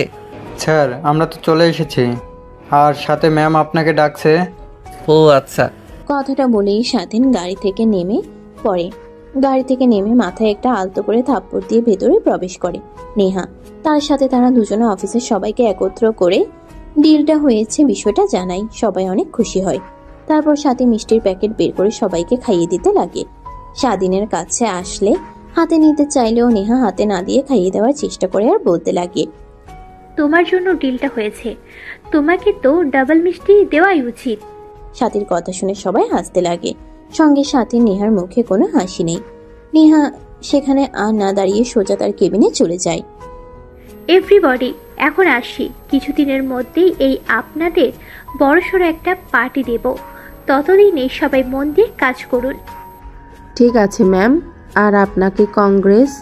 তারপর সাথী তার কেবিনে চলে আসে। দেখে স্বাধীন তার ডেস্কে বসে কাজ করছে। সাথী স্বাধীনের ডেস্কের উপর বসে পড়ে। স্বাধীন অবাক হয়ে সাথীর দিকে তাকায়। ম্যাম, কিছু বলবেন? স্বাধীনের কথা শুনে সাথী তার মাথাটা নিচু করে স্বাধীনের দিকে এগিয়ে নিয়ে যায়। ঠিক তখনই পেছন থেকে নেহা দরজা খুলে ভিতরে প্রবেশ করে। স্বাধীন আর তার বোনকে এই অবস্থায় দেখে চিৎকার করে নেহা বলতে লাগে, আপু কি শুরু করেছো তুমি? অফিসের মধ্যে এইসব বলো? এটা অফিস, তোমার বেডরুম না। তুমি চাইলে ওকে নিয়ে হোস্টেলে কিংবা বাসায় যাও, এইখানে এইসব করো না। আমি না এসে যদি অন্য কেউ আসতো তখন কি হতো? আরে কয় কি, কিছুই তো না। তুই শুধু শুধু ভুল ভাবছিস। আর এইভাবে দরজায় নক করে ভিতরে আর আসবি না। ভেতরে না আসলে তো এসব দেখতেই পারতাম না। চাচাকে সব বলতে হবে, বাসায় গিয়ে বলবো। তোকে আর কিছু বলতে হবে না, কিছুদিন যাক, আমি যা বলার তা বাবাকে বলবো। নেহা অবাক হয়ে যায় সাথীর কথা শুনে। ভাবতে লাগে কি বোঝাতে চেয়েছে সাথী। স্বাধীনের কেবিন থেকে উঠে তার কেবিনের চেয়ারে বসে পড়ে। নেহা স্বাধীনের দিকে রাগী দৃষ্টিতে তাকিয়ে থাকে। স্বাধীন দেখেও না দেখার ভান করে কম্পিউটারে কাজ করতে লাগে। নেহা সেখানে আরেক মুহূর্ত না দাঁড়িয়ে কেবিন থেকে বের হয়ে তার ডেস্কে চলে যায়। কেবিনে গিয়ে দরজা আটকিয়ে ভাবতে লাগে, আমার এত খারাপ লাগছে কেন? মনে হচ্ছে ভেতরটা পুরো ছাই হয়ে যাচ্ছে। আপুর সঙ্গে কেন স্বাধীনকে মেনে নিতে পারছি না, কেন আপুর উপর এত রাগ হচ্ছে? আমি তো স্বাধীনকে স্বামী হিসেবে মানি না। এত বছর পরে এভাবে আসবে আবার আমাকে জ্বালানোর জন্য, আর দোষটা তো আমারই। আমি ওকে চাকরিতে রেখেছি, এখন আপুকে কিছু বললেও কখনো আপু ওকে চাকরি থেকে বের করে দেবে না। কি করি আইডিয়া, নিজের জিনিস নিজেকে আগলে রাখতে হবে। কথাটা বলেই নেহা তার ডেস্কের উপর থেকে টেলিফোন তুলে তার বোনের কাছে ফোন করে। কি রে, তোর আবার কি হয়েছে? এই তো একটু আগে রাগ দেখিয়ে চলে গেলি, আবার ফোন করেছিস? না মানে আপু, আমি এই ফাইলটার কিছুই বুঝতে পারছি না। স্বাধীনকে একটু পাঠিয়ে দাও তো, এই প্রজেক্টের সবকিছু ও বুঝে ফেলেছে। ও আচ্ছা, আমি পাঠিয়ে দিচ্ছি। স্বাধীন, নেহার কেবিনে যাও, ও ফাইলটা বুঝতে পারছে না, ওকে বুঝিয়ে দিয়ে আসো। ঠিক আছে ম্যাম। কথাটা বলেই স্বাধীন কেবিন থেকে বের হয়ে নেহার কেবিনে পারমিশন নিয়ে প্রবেশ করে। তারপর নেহার ডেস্কের সামনে যারা বসে পড়ে, নেহা তার চেয়ার থেকে উঠে দরজা লাগিয়ে দেয়। পিছন ফিরে স্বাধীনকে দেখে বলতে লাগে, ম্যাম দরজা লাগিয়ে দিচ্ছেন কেন? এমনিতেই কাজ আছে। কি কাজ এমন দরজা লাগাতে হবে? দরজা খুলুন, কেউ এসে দরজা আটকানো দেখলে অন্য কিছু মনে করবেন। কি মনে করবে? হ্যাঁ, যা মনে করার করুক। তুই ভুলে যাস না যে তুই আমার বিয়ে করা হাজবেন্ড, তোর উপর আমার সব অধিকার আছে। ম্যাম, আপনি এটা হয়তোবা ভুলে গিয়েছেন যে আমাদের বিয়ের বিষয়টা কেউ জানে না। আর আপনি যে আমাকে বিয়ে করেছেন ওইটা খেলনা, বিয়ে বললেই চলে। আপনি জোর করে আমাকে বিয়ে করেছেন, যেটাতে আমার কোনো সম্মতি ছিল না। যেইভাবেই হোক, জোর করে হোক কিংবা অন্য কোনো উপায়ে, বিয়ে তো তোকে করেছি, আর আমি তো তোর বিয়ে করা বউ। আচ্ছা, তোর সামনে যদি আমি অন্য কোনো ছেলের সঙ্গে ঘোরাফেরা করি, মিষ্টি মিষ্টি কথা বলি, তখন তুই কি করবি? কি করব? কিছুই করব না। আপনার যা ভালো মনে হয় তাই করবেন, আমি কি করব? কিন্তু জানিস, আমার অনেক খারাপ লাগছে আপুর সঙ্গে তোকে মেলামেশা করতে। প্লিজ আপুর কাছ থেকে দূরে থাক। আমি ভালো করে জানি আপু তোকে পছন্দ করে ফেলেছে, আর আমি কখনোই আপুকে বলতে পারবো না আমাদের বিষয়টা। বাবা মা তারা ভুলে গিয়েছে। এখন যদি তুই তাদের সামনে দাঁড়াস, তাও তারা তোকে চিনতে পারবে না। বুঝতে পারছি। এখন আপনি বলতে চাচ্ছেন যে আমি কাজটা ছেড়ে দেই, এই তো? আচ্ছা, সমস্যা নেই, আমি চাকরিটা ছেড়ে দিব। এতে আপনি খুশি যদি হন তাহলে আমিও খুশি। আমি তোকে তা বলিনি, শুধু বলেছি আপুর কাছ থেকে দূরে দূরে থাকবে, এই আর কি। দেখেন ম্যাম, আপনি কিন্তু অধিকার খাটাচ্ছেন। অধিকার খাটাবো না তো কি করব? হ্যাঁ, তুই কি বারবার ভুলে যাচ্ছিস যে আমি তোকে বিয়ে করাবো? স্বাধীন কিছু বলতে যাবে এর আগে নেহা স্বাধীনকে ঘুরিয়ে তার কোলের উপরে বসে পড়ে। স্বাধীনের মাথার পিছনে হাত দিয়ে তার কাছে নিয়ে এসে নেহা কিস করতে লাগে। এভাবে অনেকটা সময় পার হয়ে যায়। হঠাৎ দরজায় কড়া নাড়ার শব্দ পেতেই দুজনে তাদের জ্ঞান ফিরে পায়। নেহা মাথা তুলে ঘড়ি করে স্বাধীনের উপর থেকে সরে দাঁড়ায়। স্বাধীন কিছু বলতে যাবে এর আগে নেহা স্বাধীনকে ঘুরিয়ে তার কোলের উপরে বসে পড়ে। স্বাধীন কিছু বলতে যাবে এর আগে নেহা স্বাধীনকে ঘুরিয়ে তার কোলের উপরে বসে পড়ে। স্বাধীনের মাথার পিছনে হাত দিয়ে তার কাছে নিয়ে এসে নেহা কিস করতে লাগে। এভাবে অনেকটা সময় পার হয়ে যায়। হঠাৎ দরজায় কড়া নাড়ার শব্দ পেতেই দুজনে তাদের জ্ঞান ফিরে পায়। নেহা তো তুলে ঘড়ি করে স্বাধীনের উপর থেকে সরে দাঁড়ায়। ঠোঁট মুছে শাড়ি ঠিক করে চেয়ারে গিয়ে বসে পড়ে। তারপর স্বাধীনের দিকে টিস্যু এগিয়ে যেতেই স্বাধীন ঠোঁট পরিষ্কার করে দরজা খুলে দেয়। দরজা খুলে দেখে স্বাধীন সামনে সাথী দাঁড়িয়ে আছে। কি ব্যাপার, দরজা লাগানো কেন? আর এসি চলছে তারপরেও ঘেমে গিয়েছো? না মানে ম্যাম, প্রজেক্টটা অনেক প্যারা, তাই ঘেমে গিয়েছি ম্যামকে বোঝাতে। ও আচ্ছা, বুঝতে পারছি। আর কাজ করতে হবে না, বাসায় চলে যাও। আর নেহা, তুইও আয়, ভালো লাগছে না, বাসায় যাব। একটু দাঁড়াও আপু, 5 মিনিট, আমি আসছি। তারপর স্বাধীন নেহার কেবিন থেকে বের হয়ে যায়। একটু পর নেহার সাথে তারাও বাসার উদ্দেশ্যে রওনা হয়। নেহা বাসায় গিয়ে তার রুমের দিকে যাচ্ছিল, ঠিক তখনই বর্ষার রুম থেকে নেহার বাবা ডাকতে লাগে। নেহা তার বাবার কাছে গিয়ে শোভায় বসে পড়ে। বাবা কিছু বলবে? আরে মা, এই দেখ, এখানে কয়েকটা ছেলের পিক আছে, দেখ তো কোনটাকে তোর পছন্দ হয়। মানে কি এসব বাবা? আমি তোর মা আর তোর চাচি সবাই মিলে সিদ্ধান্ত নিয়েছি যে তোকে বিয়ে দেব। বয়স তোর কম হলো না, তাই সব ছেলেদের মধ্যে থেকে এই কয়েকটাকে পছন্দ হয়েছে। আমাদের ছেলেগুলো অনেক ভালো, আর ওদের বড় বড় ইন্ডাস্ট্রি আছে। বাবা, এখন আমি বিয়ে করতে পারবো না, আর বাসায় বড় আপু আছে, তাকে রেখে আমার বিয়ের কথা হচ্ছে কেন? আগে আপুর বিয়ে হোক, তারপরে আমার। কথাটা বলেই নেহা বর্ষার রুম থেকে উঠে তার রুমে গিয়ে জোরে দরজা লাগিয়ে দেয়। পুরো বাসাটা কম্পন দিয়ে ওঠে, সবাই চমকে ওঠে। তারপর নেহা খাটের উপর উল্টো হয়ে শুয়ে পড়ে। অন্যদিকে নেহার চাচি বলতে লাগে, ভাই, যেহেতু নেহা বিয়ে করতে চাচ্ছে না, সেহেতু ওকে জোরাজুরি করে লাভ নেই। জানিনি তো এর আগে কি করেছে। আবার যদি বিয়ের চাপে উল্টাপাল্টা কিছু করে ফেলে তখন কি হবে বলেন? এর থেকে ওর যা ভালো তাই করুক। না, ঠিকই বলেছে, তোমাকে নেহার বিয়ে নিয়ে ভাবতে হবে না। আচ্ছা, নেহার সঙ্গে যে একটা ছেলের বিয়ে হয়েছিল আর তো ডিভোর্স হয়নি, যদি কোনোদিন ছেলেটা যদি আসে? ভাবি আপনিও না, ছেলেটা যে ভয় পেয়েছে আর ভাই যে ওকে মেরেছে, আমার তো মনে হয় না আর ছেলেটা এ বাড়ির ত্রিসীমানায় আসবে। তোমরা সবাই এখানে কি নিয়ে কথা বলছো? আর নেহার রুমে দরজা লাগানো, অনেক ডাকাডাকি করলাম কিন্তু খুলছে না। বাদ দে, তুই এইখানে বয়। হ্যাঁ বসছি। আর তোমাদের একটা খুশির সংবাদ দেওয়ার আছে। আমরা আজ সেই ইন্ডাস্ট্রির সঙ্গে ডিল ফাইনাল করেছি আর আমাদের প্রজেক্ট কোয়ালিটি অনেক ভালো। আমরা আশাবাদী এটা শেষ হওয়ার পর আরও বড় বড় ডিল নিয়ে তাদের কাছে যেতে পারবো। আর জানো আজ কি হয়েছে? সাথীর কথা শুনে সবাই উদ্বেগ নিয়ে সাথীর দিকে তাকিয়ে থাকে। তারপর সাথী স্বাধীনের বিষয়ে সব বলতে লাগে। নিহার বাবা আর সাথীর বাবা দুজনে অবাক হয়ে যায়। কি বলো মা, এই আধুনিক যুগেও কিনা একটা আধুনিক ছেলে এইভাবে বোঝাতে পারে? জানো, আমার যখন নতুন নতুন বিজনেস স্টার্ট করি তখন প্রত্যেকের সামনে গিয়ে এভাবে বোঝাতাম, কিন্তু কিছুতেই বোঝাতে না পারায় আমাদের আর দিন দেওয়া হতো না। আজ তোমার কথা শুনে ওই পুরোনো দিনের কথা মনে পড়ে গেল। আর এই আনন্দে অফিসের সব এমপ্লয়ীদের আমি একটা পার্টি দেবার কথা ভাবছি। আগামী 7 দিনের মধ্যে বাসায় আয়োজন করে একটা পার্টি দিই নাকি? তোমাদের এতে কোনো অমত নেই তো? না মামুনি, কোনো অমত নেই। আমারও তো যখন বড় ডিল পেতাম তখন বাসায় অনেক খুশি হয়ে আসতাম আর অফিসের সব এমপ্লয়ীদের নিয়ে আনন্দ করতাম। তোমাদের আনন্দ না হয় আমরাও একটু অংশীদার হলাম নাকি ছোট? হ্যাঁ ভাই, ঠিক বলেছ। অনেক দিন হলো এনজয় করা হয় না, পার্টিতেও আর যাওয়া হয় না। মনে হয় ধীরে ধীরে বয়স বাড়ছে। কি এনজয় করবে? বুড়ো বয়সে কি ভীমরতিতে ধরেছে নাকি? কিসের বুড়ো? হ্যাঁ, এখনো মেয়েকে বিয়ে দিতে পারলাম না, নাতি নাতনির মুখও দেখিনি, আর বুড়ো বানিয়ে দিলে? এখনই তো বয়স এনজয় করার। নিহার চাচার কথা শুনে সবাই হাসতে লাগে। অন্যদিকে নিহার রুমে গিয়ে পুরো রুম এলোমেলো করে ফেলে। যে কেউ হঠাৎ রুমে আসলে বলবে এখানে কোনো পাগল বসবাস করে।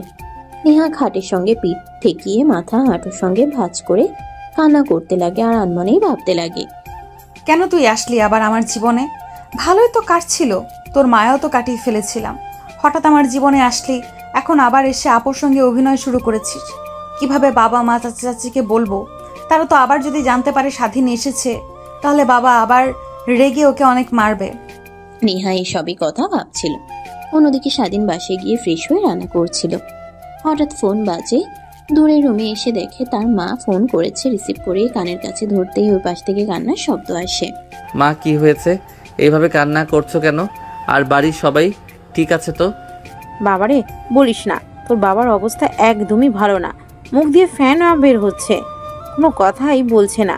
প্রায় 5 মিনিট হলো তোর বোনকে পাঠিয়েছি ডাক্তারকে ডেকে আনতে, এখনো আসছে না। কি করব কিছুই বুঝতে পারছি না। কি বলছো মা? তার মানে কি বাবার আবার ওই আগের অবস্থায় চলে গিয়েছে? তুমি ডাক্তারের ভরসা না করে এখনই একটা গাড়ি করে হাসপাতালে নিয়ে যাও, ডাক্তারকে দেখাও, তারপর কি হয় আমাকে ফোন করে জানাও। ঠিক আছে বাবা, আমি তাই করছি। স্বাধীন চিন্তিত হয়ে পড়ে। অন্যদিকে রান্না পুরো দুর্গন্ধ বের হয়। স্বাধীন তড়িঘড়ি করে পানি ঢেলে দেয়, খাবার নিচে রেখে দেয়। কি করবে বুঝতে না পেরে রুমে গিয়ে চিন্তা করতে লাগে। প্রায় 1 ঘন্টা পর আবার স্বাধীনের মা স্বাধীনকে ফোন করে। রিসিভ করে কানের কাছে ধরতেই ওই পাশ থেকে বলতে লাগে, বাবারে তোর কথা মতো তোর বাবাকে হসপিটালে নিয়ে এসেছি। তারা বলছে তোর বাবা ঠিক আগের অবস্থায় চলে গিয়েছে, এইবার অপারেশন করতে অনেক টাকা লাগবে। কি বলো মা? আর বাবার এখন কি অবস্থা? হ্যাঁ, তোর বাবা এখন ঠিক আছে, আইসিইউতে ভর্তি আছে। ডাক্তার তার কেবিনে ডেকে নিয়ে গিয়ে কথাটা বলল। কি করব এখন কিছুই তো বুঝতে পারছি না। আগে চিকিৎসা করানোর জন্য সব জায়গা বিক্রি করে দিয়েছি, শুধু বাড়িটুকু আছে, ওইটা বিক্রি করে দিলেও তোর বাবার চিকিৎসার টাকা হবে না। কত টাকা লাগবে মা? আর তুমি অ্যাম্বুলেন্সে করে ঢাকায় নিয়ে আসো, এখানে অনেক ভালো ভালো হসপিটাল আছে। হ্যাঁ, ডাক্তার তাই বলল ঢাকায় নিয়ে যেতে আর অপারেশন করতে, না হলেও কমপক্ষে 30 লক্ষ টাকা লাগবে। এতগুলো টাকা কিভাবে জোগাড় করব কিছুই বুঝতে পারছি না বাবা। কি বলো মা, এতগুলো টাকা? আচ্ছা তুমি ঢাকায় নিয়ে আসো, আমি দেখছি টাকা ম্যানেজ করতে পারি কিনা। কথাটা বলেই স্বাধীন ফোন রেখে দেয়। তারপর কিছু একটা ভেবে সাথীর নাম্বারে ফোন করে, কিন্তু ফোন রিসিভ হয় না। সাথী চিন্তিত হয়ে যায়। তখনই নেহার নাম্বার ছিল, নেহার নাম্বারে ফোন করে। অন্যদিকে নেহা বসে থেকে কান্না করছিল। এমন সময় ফোন আসায় ওঠে, ফোন রিসিভ করে দেখে সেই চিরচেনা নাম্বারটা। নিজের অজান্তেই নেহার বুক ধুকপুক করতে লাগে। কাঁপা কাঁপা হাতে ফোন রিসিভ করে কানের কাছে ধরে হ্যালো বলতেই ওপাশ থেকে স্বাধীন বলে, ম্যাম, সাথী ম্যামের কি কিছু হয়েছে? অনেকক্ষণ ধরে ফোন করছি বাট রিসিভ করছে না। ও আচ্ছা, তলে তলে এত দূর চলে গিয়েছিস। কালকে আগে অফিসে যাই, তারপরে তোর একটা ব্যবস্থা করছি। ম্যাম, উল্টাপাল্টা কিছু ভাববেন না। আসলে সাথী ম্যামের সঙ্গে জরুরি একটা কথা বলার আছে, তার জন্যই আর কি ফোন করেছি। তা তো বুঝতেই পারছি কি, তা শুনে একবার তোর জরুরি কি কথা? না মানে ম্যাম, আমার কিছু টাকা লাগতো, 30 লক্ষ টাকা। এত টাকা তুই কি করবি? ম্যাম, আমার বাবা অনেক অসুস্থ, তার অপারেশন করতে 30 লক্ষ টাকা লাগবে। তার জন্য সাথী ম্যামকে ফোন করছি বাট রিসিভ করছে না। আঙ্কেলের কি হয়েছে, আর ঠিক আছেন তিনি? হ্যাঁ, এখন সুস্থ আছে, আর ডাক্তার বউয়ের আছে 48 ঘন্টার মধ্যে অপারেশন না করলে আর বাঁচানো সম্ভব হবে না, তাই ঢাকায় আসছে। আর আমার কাছে তো টাকা নেই এতগুলো, তাই আর কি একটু যদি হেল্প করতেন, প্রত্যেক মাসে আমার বেতন থেকে টাকা কেটে রেখে দিতেন। মুখের মগের মুল্লুক নাকি? এতগুলো টাকা কখনো একসঙ্গে চোখেও দেখেছিস? আর তোকে 30 লক্ষ টাকা দিব, তুই পরে কাজ না করে যদি ভেগে চলে যাস তখন কি হবে? কথাটা বলেই নেহা ফোন কেটে দেয়। স্বাধীন অবাক হয়ে যায়। ফোনের দিকে তাকিয়ে আনমনেই ভাবতে লাগে, নেহা, তোমার এত দেমাগ, আগে তো এমন ছিলে না। অন্যদিকে নেহা তড়িঘড়ি করে তার ফোন থেকে স্বাধীনের অ্যাকাউন্টে 35 লক্ষ টাকা পাঠিয়ে দেয়। স্বাধীন এসব কথা ভাবছিল, হঠাৎ মেসেজ আসে। মেসেজের দিকে তাকিয়ে চোখ চড়ক গাছ হয়ে যায়। মেসেজটা ওপেন করতেই তার ঠোঁটে এক চিমটি হাসির রেখা টানে। ঠিক আগের মতো অভিনয়টা আছে, শুধু তাছাড়া আর কিছুই নেই, একদম চেঞ্জ হয়ে গিয়েছে। অভিনয় করে মন জেতা সব কিছুই। ঠিক তখনই ফোন আসে। স্বাধীন দেখে নেহা ফোন করেছে, রিসিভ করে বলতে লাগে, অনেক অনেক ধন্যবাদ ম্যাম, জানি না আপনার ঋণ কখনো শোধ করতে পারবো কিনা। হয়েছে, আর ধন্যবাদ দিতে হবে না, সময় মতো টাকা ফিরিয়ে দিয়েন, না হলে কিন্তু আপনার খবর আছে মিস্টার স্বাধীন। ঠিক আছে ম্যাম, সময় মতো টাকা পেয়ে যাবেন। তখনই দেখে স্বাধীন তার মা ফোন করেছে। নেহার ফোন কেটে দেয়। নেহা ওই পাশে ভেবাচেকা গিয়ে যায়। দ্বিতীয়বার ফোনে ট্রাই করে বাট ব্যস্ত দেখায়। অন্যদিকে স্বাধীন তার মার ফোন রিসিভ করে হসপিটালের নাম বলতেই স্বাধীন সোজা ব্যাংকে গিয়ে টাকা তুলে হসপিটালে চলে যায়। তারপর স্বাধীন তার বাবাকে হসপিটালে এডমিট করে কাউন্টারে টাকা দিতেই আগামীকাল অপারেশন হবে, বিদেশ থেকে বড় ডাক্তার আসবে এটা বলেন। স্বাধীন তার মায়ের সঙ্গে বেশ কিছুক্ষণ থেকে তার ছোট্ট বোনকে নিয়ে বাসায় চলে আসে। স্বাধীন বাসার কাছে আসতেই দেখে তার বাড়ির সামনে একটা কালো গাড়ি দাঁড় করানো। স্বাধীন চিনতে পারে, ধীরে ধীরে সামনের দিকে যেতে লাগে। তার রুমের দরজা খোলা। স্বাধীন অবাক হয়ে যায়। দরজা দিয়ে উকি দিয়ে দেখে সাথী বসে আছে তার রুমে ফোন দেখছে। সাথী স্বাধীনকে দেখতে পেয়ে দৌড়ে আসার জড়িয়ে ধরে পেছন থেকে। স্বাধীনের বোন এসব দেখে নিজের হাত দিয়ে চোখ বন্ধ করে ফেলে। আরে ম্যাম, কি করছেন আপনি? প্লিজ ছাড়ুন, কেউ দেখে ফেলবে। কে দেখবে? কেউ আসবে না। আর তুই আমার ফোন রিসিভ করছিস না কেন নেহা বল? তোমার বাবা অনেক অসুস্থ, ঢাকায় নিয়ে এসেছো, অনেক টাকা লাগবে নাকি? আর আমাকে একটাবার ফোন করে বলতেও পারলে না। ম্যাম ছাড়ুন, পিছে আমার বোন দেখেন দাঁড়িয়ে আছে, আর ফোনের দেখেন কতবার ফোন করেছি। আপনাকে না পেয়ে তো নেহা ম্যামকে ফোন করেছি। ও সরি, আসলে তখন ফোন রুমে রেখে বসার রুমে বাবা মায়ের সঙ্গে আড্ডা দিচ্ছিলাম, তাই ফোন দেখতে পাইনি। ভাইয়া, তোমাদের কি হয়েছে? আমি কিন্তু চোখ বন্ধ করে রেখেছি, চোখ খুলবো কি এখন? হয়েছে, পিচ্ছি চোখ খোলো। আর তোমার বোনকেও দেখতে ঠিক তোমার মতোই অনেক কিউট। আমি কিউট আর ভাইয়া তো আমাকে সবসময় রাগায়। আমি নাকি দেখতে কুৎসিত, ভালো না? কে বলেছে? তোমার ভাইয়া একটা পচা ছেলে। হ্যাঁ আপু, একদম ঠিক বলেছ। আর তুমি কি আমার ভাবি এইভাবে ভাইয়াকে জড়িয়ে ধরেছিল? না ভাবি, এখনো হইনি, বাট ভবিষ্যতে হব। তুমি এখন থেকে আমাকে ভাবি বলে ডাকতে পারো। ম্যাম কি বলছেন এইসব? ও কিন্তু ছোট না, ও অনেক পাকনা। দেখবেন মার কাছে গিয়ে সব বলবে, তখন মা অনেক খারাপ মনে করবে আমাকে, যে ঢাকায় এসে আমি মেয়েদের সঙ্গে ঘোরাফেরা করি। আর ভাবি মানে কি বলছেন এইসব? দেখেন আপনার মতিগতি আমার একদমই ভালো লাগছে না। স্বাধীন কিছু বলতে যাবে এর আগে সাথী এসে স্বাধীনকে কিস করে বসে। আচমকা কিস করে স্বাধীন অবাক হয়ে যায়। অন্যদিকে নেহা স্বাধীনের সঙ্গে দেখা করার জন্য অনেক কষ্ট করে অ্যাড্রেস জোগাড় করে বাসার সামনে আসতেই এমন অবস্থা দেখে নিজের চোখকে যেন বিশ্বাস করতে পারে না। নিজের অজান্তেই কান্না করতে লাগে। নিজেকে আর কন্ট্রোল করতে না পেরে পিছন ফিরে গাড়ির কাছে এসে পুনরায় চলে যেতে লাগে, কোনো দিকে না তাকিয়ে। স্বাধীন সাথীকে ধাক্কা দিয়ে দূরে সরিয়ে দিয়ে ঠাস ঠাস করে থাপ্পড় লাগিয়ে দেয়। কি শুরু করেছেন এসব আপনারা? হাত আপনাদের দুই বোনের জ্বালায় কি আমি ঠিকমতো বাঁচাতে পারবো না? যখন একবার ভালোভাবে বাঁচতে শুরু করলাম তখন আপনার ছোট বোন, এখন আবার ভালোভাবে বাঁচতে শুরু করেছি, এখন আপনি আপনাদের দুই বোনের জামাই, কি আমি বাঁচতে পারবো না ঠিকমতো? প্লিজ আপনার হাত জোর করে বলছি, আমার বিষয়ে যা ভাবার ভেবেছেন সব মন থেকে বের করে দিন, আর আমাকে প্লিজ একা থাকতে দিন আপনারা। মানে কি? আমরা আর আমার ছোট বোন নেহা কে কি করেছে সেইটা আপনার জানতে হবে না। আর একটা কথা মনে রাখেন, আমি বিবাহিত। কি? তুই বিবাহিত? আর আগে কেন বলিসনি? আমাকে বলার কোনো সুযোগ দিয়েছেন আপনি যে আমি আপনাকে বলবো আমি বিবাহিত? এখন অন্তত প্লিজ আমার কাছ থেকে দূরে থাকবেন, আর আমার এসব একদমই ভালো লাগে না। হ্যাঁ, বুঝতে পারছি। আর আই এম সরি এতদিন তোমার সঙ্গে এই ব্যবহার করার জন্য। আরহাম, একটা কথা কি জানো, আমি বিদেশে থেকে লেখাপড়া করে বড় হয়েছি। বিদেশের কালচারে আমার আব্বু অনেক ছেলের সঙ্গে মেলামেশা করেছি, কিন্তু কখনোই কাউকে ভালোবাসিনি এতটা যতটা কিনা তোমাকে ভালোবেসে ফেলেছি। বুঝতে পারছি ম্যাম, আর প্লিজ আমাকে ক্ষমা করে দিবেন, আর আপনার পা জড়িয়ে ধরে বলছি আমাকে চাকরি থেকে বের করে দিবেন না। না, চাকরি থেকে বের করে দেব না, কাজ থেকে না হোক, দূর থেকে অন্তরগুলোকে দেখতে তো পারবো, এটাই অনেক। কথাটা বলেই সাথী কান্না করতে করতে চলে যায়। অন্যদিকে স্বাধীনের ছোট বোন স্বাধীনের কাছে এসে বলতে লাগে, ভাইয়া ইনি কি? আর কান্না করতে করতে চলে গেল, তুমি কি বকেছো? আর সে যে বললো আমার ভাবি হয়, সত্যি? না বোন, ও তোমার সঙ্গে মজা করেছে। আর প্লিজ তুমি এসব কথা আমার কাছে বলবে না, তোমাকে অনেক চকলেট কিনে দিব। যদি মার কাছে বলো তাহলে দেব নাকি না? ঠিক আছে ভাইয়া, আমার কাছে বলবো না, কিন্তু তুমি যেন আবার ভুলে যেও না, আমাকে কিন্তু চকলেট কিনে দেবার কথা বলে কিনে দাও না তুমি। স্বাধীন সামিয়ার কথা শুনে গাল টেনে খাটের উপর বসিয়ে দেয়, তারপর রান্না করতে লাগে। রান্না করে স্বাধীন সামিয়া দুজনে খেয়ে হসপিটালে চলে যায়। স্বাধীন তার মা বাবা বোনের সঙ্গে রাত কাটিয়ে সকাল 10টায় অপারেশন শুরু হয়। স্বাধীন সাথীকে ফোন করে বলে দেয় অফিসে আসতে পারবে না, অপারেশন সাকসেসফুল হয়। স্বাধীন অনেক খুশি হয়, বিষয়টা সাথীকে ফোন করে জানায়। স্বাধীনের মনে হয় নেহাকেও জানানো উচিত। নেহাকে ফোন করে, নেহা ফোন কেটে দেয়। অনেকবার ফোন করার পরেও নেহা বারবার ফোন কেটে দেয়।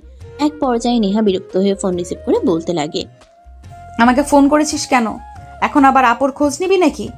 আপু তার কেবিনে আছে, কোথাও যায়নি, ফোন হয়তো বা বন্ধ হয়ে আছে। ম্যাম, আমি সাথী ম্যামের খবর জানার জন্য আপনাকে ফোন করি নাই। আবার অপারেশন সাকসেসফুল হয়েছে। আপনি আজ না থাকলে কখনোই এটা সম্ভব হতো না। আমি না থাকলে আর কি হতো?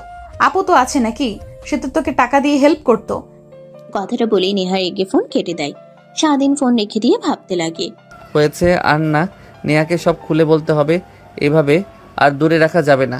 অনেক কষ্টে কাছে পেয়েছি, আবার ভুল ভেবে যদি দূরে চলে যায় তখন আজীবন আমাকে এই ভুলের খেসারত দিতে হবে। কথাটা ভেবেই স্বাধীন হসপিটালে থেকে বের হয়ে আসছে একটা রিক্সা নিয়ে সোজা অফিসে চলে যায়। তারপর সোজা নেহার কেবিনে চলে যায়। অনুমতি না নিয়ে ভিতরে ঢুকে পড়ে, দেখে নেহা তার ডেস্কে বসে কাজ করছে। স্বাধীন পিছন ফিরে কেবিনের দরজা লাগিয়ে দেয়। নেহা দেখে দাঁড়িয়ে পড়ে। কি ব্যাপার, তুই দরজা লাগাচ্ছিস কেন আমার কেবিনের? এমনিতেই দরকার আছে। কথাটা বলেই স্বাধীন গুটি গুটি পায়ে নেহার দিকে যেতে লাগে। উঠে পিছনে যেতে লাগে আর বলতে লাগে, দেখ তোর মতলব আমার একদমই ভালো লাগছে না। সাথী আপু না আমি কিন্তু নেহা, তোর অবস্থা একদম খারাপ করে ফেলবো। আমি আমার বউয়ের দিকে যাচ্ছি, এখানে কোনো বাধা আর আমাকে আটকাতে পারবে না। বউ মানে? কে তোর বউ? নিজেকে সেটা প্রশ্ন করলেই জানতে পারবে তুমি। তখন কিছুই হয়নি, ওইটা শুধু এমনিতেই রেগে তোকে বিয়ে করেছিলাম। বিয়ে করো বিয়ে, আর যেভাবে করো, এখন তো তুমি আমার স্ত্রী, আমার পূর্ণ অধিকার আছে। কথাটা বলে স্বাধীন নেহার দিকে যেতে লাগে।